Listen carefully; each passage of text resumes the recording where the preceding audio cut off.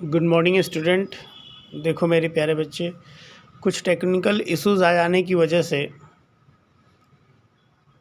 हम लोग videos white board पे नहीं बना पा रहे हैं, ठीक है। लेकिन फिर भी जल्दी ही उस इश्यूज़ को हम लोग दूर करेंगे।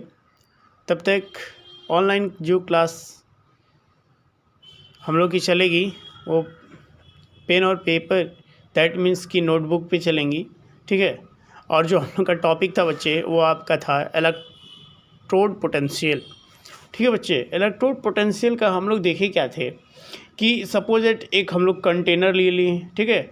और उस कंटेनर में किसी भी, दैट मीन्स कि पिछले एग्जांपल्स में हम लोग लिए थे कि इसमें हम लोग क्या लिए थे बच्चे, जिंक सल्फेट का एक्वा सोल्यूशन, ठीक है। और इसमें क्या डिप कर दिए थे हम लोग, जिंक की रॉड, ठीक है। ये जिंक की रॉड हम लोग डिप कर दिए थे, तो आपको भी पता है कि जिंक की रॉड कैसी हो गई थी, तो निगेटिव चार्ज हो गई थी। ये कैसे पता चला बच्चे, तो आपको भी पता था कि एज़ कंपेरिजन टू जिंक और कापर में, कापर आपका जिंक हाईली रिएक्टिव होता है, तो ये इलेक्ट्रॉन को लॉस करेगा। दैट मीन्स कि ये जो जिंक से है वह कॉपर जो होंगे, यानी जिंक रॉड से, ये क्या है बच्चे, जिंक रॉड है, जिंक रॉड से जो इलेक्ट्रॉन होंगे वो कहाँ आएंगे, सोल्यूशन में आएंगे, ठीक है। और इस तरीके से आपका ये सोल्यूशन निगेटिव चार्ज हो जाएगा, सॉरी सोल्यूशन पॉजिटिव चार्ज हो जाएगा। और ये जिंक की जो रॉड, दैट मीन्स कि यहाँ से जब डिफिशियंसी शो कर रहे हैं बच्चे, तो डिफिशियंसी शो करने ओवरऑल देखेंगे कि आप ये जिंक की रॉड ओबियसली कैसी चार्ज हो जाएगी, निगेटिव चार्ज। और ये आपका जो सोल्यूशन है पॉजिटिव चार्ज। तो देखिए जो आपके जिंक रॉड है, ठीक है, और सोल्यूशन के बीच में प्लस माइनस, दैट मीन्स कि ये आपकी जिंक रॉड है, और ये जो आपका पूरा है ये कैसा है, तो ये सोल्यूशन है, ठीक है। और ये सोल्यूशन और ये जिंक रॉड, तो इनके बीच में कुछ डिस्टेंस होने की ही वजह से इनमें एक पोटेंशियल जनरेट होगा, जिसको हम लोग बोलेंगे इलेक्ट्रोड पोटेंशियल। ये क्या होता है बच्चे, तो ध्यान से आप लोग नोट करेंगे कि it is the potential difference between an electrode and electrolytic solution। ध्यान से बच्चे देखेंगे कि ये क्या होता है, तो एक पोटेंशियल डिफरेंस होता है किसके किसके बीच में बच्चे, तो इलेक्ट्रोड के और इलेक्ट्रोलाइटिक सॉल्यूशन के। कंफर्म, इतनी बातें कंफर्म है बच्चे। जो सेकंड पॉइंट है बच्चे, उसमें हम लोग बात कर रहे हैं कि जो आपका इलेक्ट्रोड होगा, ठीक ना, electrode potential of a single electrode cannot be calculated। ध्यान से देखेंगे बच्चे, अगर इलेक्ट्रोड पोटेंशियल हम लोग सिंगल इलेक्ट्रोड का निकाले तो हम लोग कैलकुलेट नहीं कर पाएंगे, क्योंकि ये सर्किट आपका पूरी तरीके से क्लोज नहीं है। तो we can not determine we can not calculate the electrode potential of single electrode, यानी सिंगल इलेक्ट्रोड का इलेक्ट्रोड पोटेंशियल हम लोग कैलकुलेट नहीं कर पाएंगे। कंफर्म बच्चे, ध्यान से देखिएगा बच्चे। अगला जो हम लोग का पॉइंट है वह है आपका स्टैंडर्ड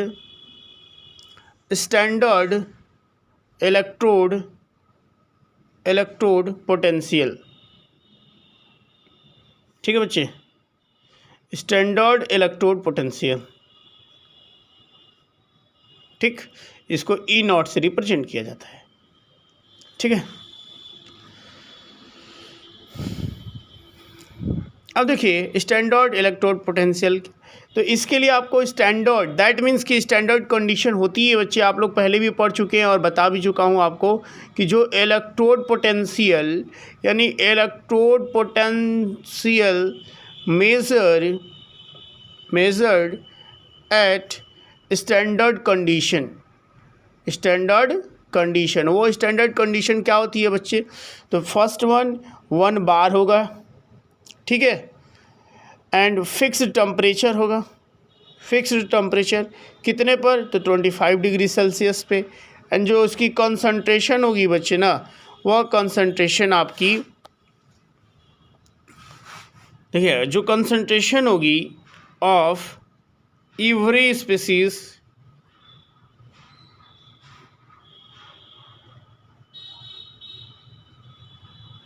एवरी स्पीसीज कितना होगी बच्चे, तो 1 मोलर होगी। कितना होगी, 1 मोलर होगी। तो इस तरीके से हम लोग बात करेंगे स्टैंडर्ड इलेक्ट्रोड पोटेंशियल की। ये क्या है बच्चे, तो स्टैंडर्ड इलेक्ट्रोड पोटेंशियल जो होता है इसको हम लोग मेज़र करते हैं स्टैंडर्ड कंडीशन पे, जो कि इसका टेम्परेचर 25 डिग्री सेल्सियस, प्रेशर 1 बार, और जो कंसंट्रेशन होगी बच्चे वह 1 मोलर होगी। कंफर्म। आगे देखते हैं बच्चे कि जो आपका स्टैंडर्ड इलेक्ट्रोड पोटेंशियल जो होता है, स्टैंडर्ड इलेक्ट्रोड पोटेंशियल 2 तरह का होता है। इलेक्ट्रोड पोटेंशियल, ठीक है बच्चे, 2 तरह का होता है। कौन कौन सा, जो फर्स्ट वन है बच्चे उसको हम लोग बोलते हैं स्टैंडर्ड रिडक्शन पोटेंशियल, ठीक ना, जिसको हम लोग बोलते हैं SRP। क्या बोला जाता है बच्चे, SRP। और दूसरा जो होता है बच्चे उसको हम लोग बोलते हैं स्टैंडर्ड, ठीक है, स्टैंडर्ड ऑक्सीडेशन पोटेंशियल,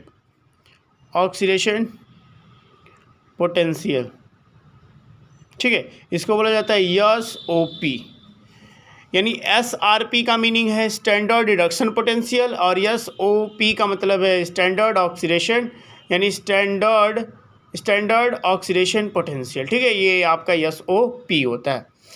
अब देखिए बच्चे इसको ऐसे भी लिख सकते हैं, यानी इसमें क्या हो रहा है, रिडक्शन ना, तो देखिए E0 जो है, यानी अगर कोई मेटल है इसमें m इलेक्ट्रॉन की डिफिशियंसी है, तो इसको कैसे, इसमें दैट मीन्स कि ये इलेक्ट्रॉन को गेन करके कन्वर्ट हो जा रहा है, यानी ये इलेक्ट्रॉन को गेन करके कन्वर्ट हो जा रहा है, तो इसको हम लोग कहेंगे कि इसमें क्या हो रहा है बच्चे, रिडक्शन हो रहा है। इधर देखेंगे आप क्या बच्चे कि जो आपका E0 है यानी Mn, इसका ऑक्सीडेशन हो रहा है और ये कन्वर्ट हो रहा है Mn प्लस में कन्वर्ट, तो इसको ऐसे भी लिखा जा सकता है, यानी standard oxidation potential, standard reduction potential. अगर देखो बच्चे फॉर अ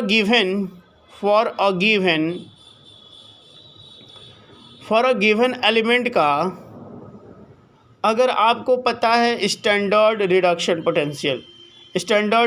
पोटेंशियल, तो अगर आपको फाइंड आउट करना होगा कि स्टैंडर्ड ऑक्सीडेशन पोटेंशियल क्या है, तो बस उसके सामने आप क्या रख देंगे बच्चे, माइनस की साइन रख देंगे, ठीक है, तो ये हो जाएगा आपका स्टैंडर्ड ऑक्सीडेशन पोटेंशियल। एग्जांपल्स के रूप में देखो बच्चे, यानी जिंक है ना, जिंक का हम लोग क्या निकाल लिए बच्चे, तो ये देखिए यहाँ पे क्या हो रहा है, ये आपका 2 इलेक्ट्रॉन गेन कर रहा है, ठीक है, और गेन करके इलेक्ट्रॉन गेन का मतलब रिडक्शन हो रहा है, इलेक्ट्रॉन गेन का मतलब रिडक्शन हो रहा है यहाँ पे, और रिडक्शन का मतलब दैट मीन्स कि आप इसका होता है यानी -0.76 वोल्ट, यानी ये क्या है बच्चे आपका SRP है, स्टैंडर्ड रिडक्शन पोटेंशियल।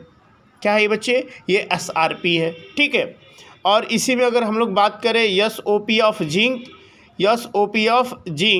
तो ये क्या हो जाएगा बच्चे, यानी E0, यानी जिंक जो है इलेक्ट्रॉन को लॉस कर रहा है और ये कन्वर्ट हो जा रहा है, यानी +0.76 वोल्ट, ठीक है।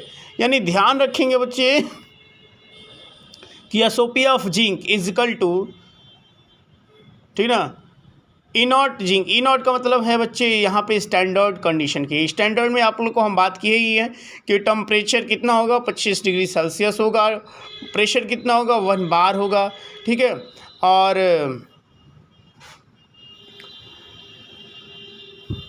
इसकी कंसंट्रेशन 1 मोलर होगी, ठीक है। आगे हम लोग चलते हैं बच्चे, इलेक्ट्रोड पोटेंशियल जो होता है, यानी इलेक्ट्रोड पोटेंशियल, ठीक है, इज एन इंटेंसिव प्रॉपर्टी,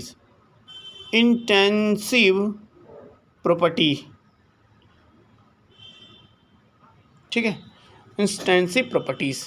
अब देखिए जैसे एग्जांपल्स की हम लोग बात कर रहे हैं कि ये आपने एक इक्वेशन लिखा है जिंक का, ठीक है, ये किस में, सॉलिड में, इलेक्ट्रॉन को क्या कर रहा है, लॉस कर रहा है, 2 इलेक्ट्रॉन और 2 इलेक्ट्रॉन या लॉस, ठीक है, यानी इसको हम लोग लिख सकते हैं कि E0 ऑफ Zn, यानी 2 इलेक्ट्रॉन को लॉस कर दे रहा है, तो इसका स्टैंडर्ड कितना आएगा बच्चे इलेक्ट्रोड पोटेंशियल, तो 0.76 वोल्ट। ठीक है, अगर इसमें हम लोग 2 से मल्टीप्लाई भी कर दें इस पूरे इक्वेशन में तो क्या हो जाएगा, यानी 2Zn सॉलिड गिव्स, यानी 2Zn 2 प्लस इक्वल सोल्यूशन है ना बच्चे, और इसमें क्या करेंगे 4 इलेक्ट्रॉन 2 से इसमें मल्टीप्लाई कर दिए, यानी इस इक्वेशन में हम लोग 2 से मल्टीप्लाई कर दिए तो ये इक्वेशन आया है। ठीक है, तो ध्यान रखेंगे कि तो भी इसका स्टैंडर्ड ऑक्सीडेशन पोटेंशियल कितना होगा बच्चे, तो प्लस के 0.76 ही होगा। यही है आपकी इंटेंसिव प्रॉपर्टीज़ जिससे कि हम लोग पढ़ने जा रहे हैं। ये इंटेंसिव प्रॉपर्टीज़ क्या है, तो इसके बारे में आप ध्यान रखेंगे कि इलेक्ट्रोड पोटेंशियल जो होता है बच्चे, देखिए electrode potential is an intensive properties that means कि it does not depend upon the amount. ठीक है, देखिए ये इसका अगर दूसरे इस इक्वेशन में हम लोग मल्टीप्लाई भी कर दिए हैं तो भी आपका स्टैंडर्ड इलेक्ट्रोड पोटेंशियल यानी स्टैंडर्ड ऑक्सीडेशन पोटेंशियल जो है वह आपका प्लस के 0.76 वोल्ट ही है। कंफर्म? ठीक है बच्चे, जैसे ही ये इशूज़ ख़त्म हो जाते हैं हम लोग वीडियोज़ अपलोड करेंगे, तब तक बने रहिए, जुड़े रहिए। Thank you for watching this videos.